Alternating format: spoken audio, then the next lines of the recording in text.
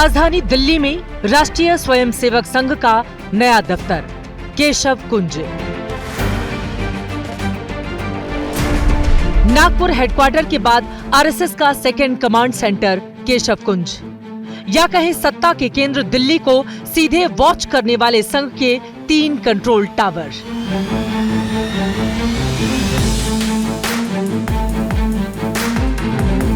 दिल्ली के झंडेवालान में आरएसएस के केशव कुंज का ये नया लुक है। 17,000 गज में बने आरएसएस के इस नए दफ्तर में राष्ट्रीय स्वयंसेवक संघ अब अपने हाईटेक अवतार के साथ सामने आने को तैयार है। केशव कुंज दिल्ली में आरएसएस की सत्ता का केंद्र, वो इसी साल विजयादशमी के मौके पर अपने 100 वर्ष पूरे करने जा रहा है। लेकिन उसके ठीक पहले केशव कुंज के इस दफ्तर को नए रंग रूप में अब देश और दुनिया के सामने रखने की बड़ी तैयारी है। झंडेवालान में आरएसएस के दिल्ली प्रांत के नए दफ्तर का भूमि पूजन 2016 में संघ प्रमुख मोहन भागवत ने किया था। पुराने दफ्तर को ढहाकर उसकी जगह ये नया और भव्य दफ्तर 8 साल में जाकर तैयार हुआ है। इससे पहले कि हम इसके संपूर्ण दर्शन कराएं, एक बार इसकी लागत भी जान लें, ये भी जाने कि ये खर्च किसने उठाया है। केशव कुंज के निर्माण पर 150 करोड़ रुपए की लागत आई है। ये 150 करोड़ रुपए 75,000 स्वयंसेवकों के चंदे से जुटाए गए हैं। इनमें स्वयंसेवकों का 5 रुपए से लेकर कई लाख रुपए तक का दान है। आरएसएस 1925 में बना था, तब नागपुर में ही उसका दफ्तर था। संघ का दिल्ली दफ्तर भी उसके 14 साल के बाद, यानी अब से ठीक 85 साल पहले बना था। 1962 में जाकर ये दफ्तर 1 मंजिला बना और 1980 में जाकर 2 मंजिला हो पाया था।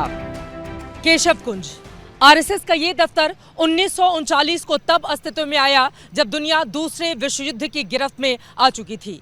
उसी समय सुभाष चंद्र बोस, जो कांग्रेस पार्टी के दोबारा प्रेसिडेंट चुने गए थे, लेकिन विरोध के कारण उनको इस्तीफा देना पड़ा था। उसी समय नागपुर में आरएसएस की ओर से ये निर्णय लिया गया कि अब उसके बाहर अपना विस्तार करना है, और तब ये केशव कुंज अस्तित्व में आया। खुद को संस्कृति और परंपरा से बांधे रखना, लेकिन समय की गति को स्वीकार कर हर परिवर्तन को भी अपनाना, ये संघ का पैटर्न रहा है। और इसी की झलक दिल्ली में उसके 3 टावर में भी दिखाई देती है। इन टावर पर भारतीय स्थापत्य कला का पूरा मिश्रण नजर आता है। केशव कुंज परिसर में प्रवेश करते ही बाहरी दीवारों पर और लोहे की बाउंड्री ग्रिल पर शुभ लाभ यानी स्वास्तिक चिन्ह दिखाई देते हैं। सबसे पहले इन 3 टावर के बारे में जाने। साधना, अर्चना और प्रेरणा, इन 3 टावर में 300 कमरे हैं। दिल्ली आने वाले संघ के देश भर के प्रचारक इन्हीं में ठहरा करेंगे। संघ के 55 अनुषांगिक संगठन हैं। इन्हीं कमरों में उनके अपने अलग अलग दफ्तर होंगे।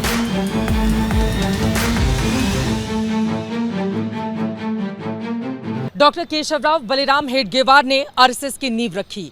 उसके बाद मुख्यालय नागपुर को बनाया गया। नागपुर, जो कि अविभाजित भारत का केंद्र बिंदु था उस समय आरएसएस के लिए, उस जगह को अंग्रेजों की ओर से 0 माइल का नाम दिया गया था।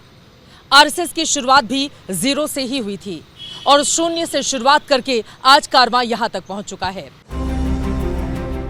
अब आपको टावर के अंदर लेकर चलते हैं। पुराने केशव कुंज में जो हनुमान मंदिर था, उसे इस नए मुख्यालय में भी पहले की तरह स्थापित किया गया है। हम जिस हाईटेक आरएसएस की बात कर रहे हैं, उसके दर्शन आपको इसके आगे से होते हैं। केशव कुंज में 2 हाईटेक ऑडिटोरियम हैं।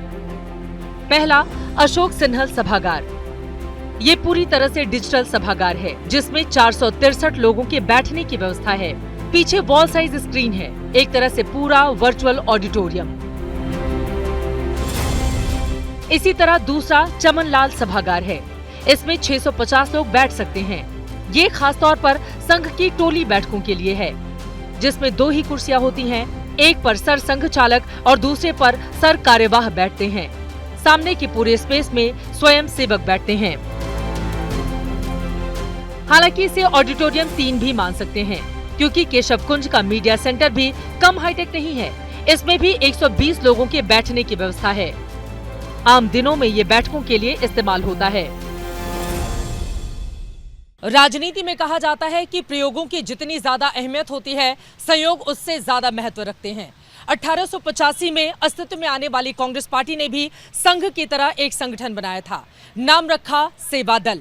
लेकिन आरएसएस की स्थापना उसके बाद में हुई, बावजूद इसके सेवा दल आरएसएस से लगातार पिछड़ता हुआ चला गया। कई बार कोशिशें की गई, लेकिन सेवा दल की कोशिशों को कभी भी आरएसएस जितनी कामयाबी नहीं मिल पाई। आरएसएस जिसने खुद को जमीन से, इतिहास से, संस्कृति से जोड़े रखा, अपने विचार को अपने अध्ययन, अपने आचरण से मजबूत करके रखा। इसीलिए आपको केशव कुंज की 3 और चीजें हैं जो जरूर देखनी चाहिए। ये हैं केशव पुस्तकालय, भोजनालय और केशव चिकित्सालय। पहले आपको लाइब्रेरी लेकर चलते हैं। अलमारियों की लंबी कतार है और उसमें रखी हैं 8,500 से ज्यादा पुस्तकें। धर्म, संस्कृति, शास्त्र से लेकर राजनीतिक मुद्दों और ज्ञान विज्ञान तक की किताबें। केशव पुस्तकालय में 30 से 35 लोग बैठकर पढ़ सकते हैं। अब लेकर चलते हैं भोजनालय। केशव कुंज का भोजनालय भी एक लंबा चौड़ा हॉल है। यहाँ एक बार में एक कतार में करीब 80 लोग भोजन कर सकते हैं। केशव कुंज में 5 बिस्तरों का केशव चिकित्सालय भी बनाया गया है, जिसमें हर वक्त डॉक्टर और स्टाफ रहेगा। इसी में एक डिस्पेंसरी भी है जो आम लोगों के लिए खुली रहेगी। कुछ और भी खूबियां हैं केशव कुंज में, जो आपको शायद इन तस्वीरों में नहीं दिखेंगी। हम शब्दों के जरिए उन्हें बता देते हैं। केशव कुंज की पार्किंग क्षमता 300 कारों की है। हर टावर में बिजली के लिए सोलर पैनल लगे हैं। 3 टावर में अत्याधुनिक लिफ्ट लगाई गई हैं। पानी की बचत के लिए वाटर ट्रीटमेंट प्लांट है। अब आपको केशव कुंज परिसर में लेकर चलते हैं। ये जो सामने 2 टावर के बीच डॉक्टर हेडगेवार की एक और प्रतिमा के सामने छोटा सा मैदान दिख रहा है, यही है संघ की डेली क्लास, यानी शाखा की जगह।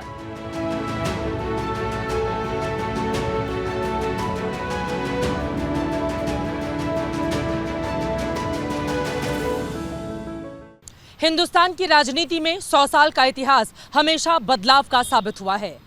414 सीटें जीतने वाली कांग्रेस पार्टी अपने 100वें अधिवेशन में 1985 के बाद से लगातार अपनी चमक खोती हुई चली गई। देश की दूसरी सबसे पुरानी पार्टी अकाली दल 2020 में अपने 100वें साल पूरा करने के बाद से लगातार अपने राजनीतिक अस्तित्व को तलाशने की कोशिश में लगी हुई है।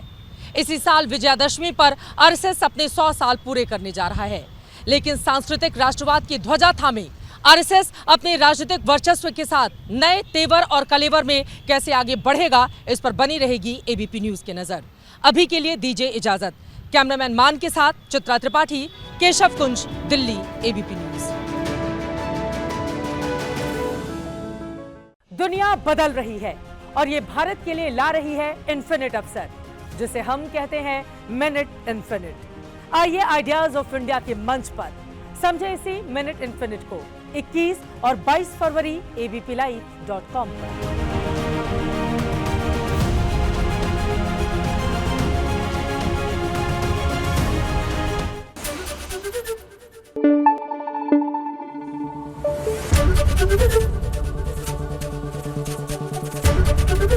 एबीपी न्यूज आपको रखे आगे।